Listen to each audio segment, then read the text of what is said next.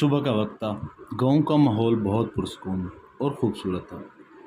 سورج کی ہلکی کرنیں درختوں اور ایک سادہ سی مسجد میں پڑ رہی تھی۔ آسمان میں پرندے اڑ رہے تھے، فضا میں ہلکی سی دھند پھیلی ہوئی تھی۔ گاؤں کے ایک کونے میں ایک نیک بزرگ اپنے کمرے میں جائے نماز بٹھائے قرآن کی تلاوت کر رہے تھے۔ ان کا چہرہ پرسکون تھا اور نرم سورج کی روشنی ان پر پڑ رہی تھی۔ اسی وقت ایک چھوٹا سا بچہ آیا، تقریباً 8 سال کا تھا۔ روایتی لباس پہنا ہوا اس نے ادب کے ساتھ ایک کمرے میں داخل ہوا اور بزرگ کے قریب آ کر بیٹھ گیا۔ اس نے ادب سے سوال کیا، دادا ابو آپ روز قرآن پڑھتے ہیں، کیا آپ کو سب کچھ یاد بھی رہتا ہے؟ بزرگ مسکرائے اور نرمی سے بولے، بیٹا کیا تم نے کبھی پرانی سی چھید والی ٹوکری دیکھی ہے؟ بچہ بولا، جی دادا ابو دیکھی ہے۔ دادا ابو اسے قریبی ندی پر لے گئے اور کہا، اس ٹوکری سے پانی بھرو۔ بچہ پانی بھرتا گیا لیکن سارا پانی نیچے سے بہہ جاتا۔ وہ ہنسنے لگا اور بولا، دادا ابو اس میں تو کچھ بھی نہیں رک رہا۔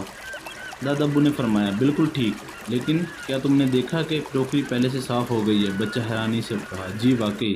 دادا ابو نے شفقت سے اور اس کے دل کی طرف اشارہ کر کے کہا، بیٹا قرآن بھی ہمارے دلوں کو اسی پاک اور روشن کر دیتا ہے، چاہے ہمیں یہ سب یاد نہ بھی ہو۔